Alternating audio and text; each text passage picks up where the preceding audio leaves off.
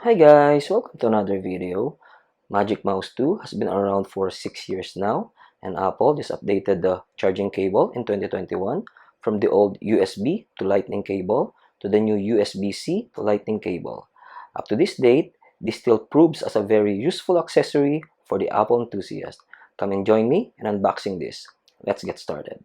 First, let's check the box. At the front, you'll see the Magic Mouse logo and the design of the device. At both sides, you'll see the Apple logo. And at the back, you'll see that it comes now with the USB-C to Lightning cable. Let's open this.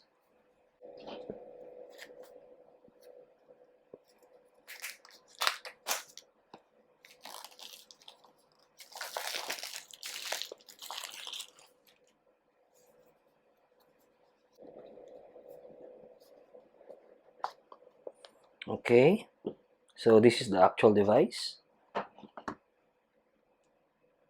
And let's check the box. We also have here the manual.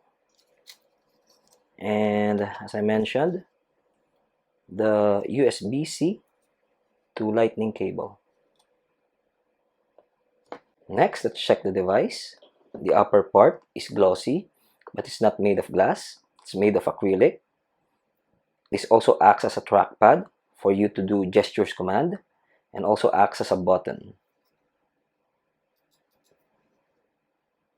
The bottom part is made of aluminum, and we have two slippery rubber material here to help the mouse move when you're using it.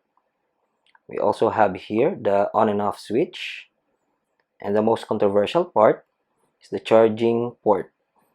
If you're charging, you cannot use it since it's at the bottom, but Apple claims that 2 minutes of charging will let you use the device for 9 hours, and a full charge will let you use the device for more than a month, and that's good.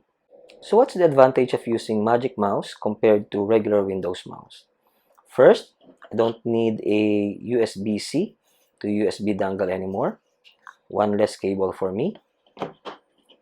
Second, I can take advantage of gesture command. It will be much easier for me when I'm editing my video, scrubbing through my timeline.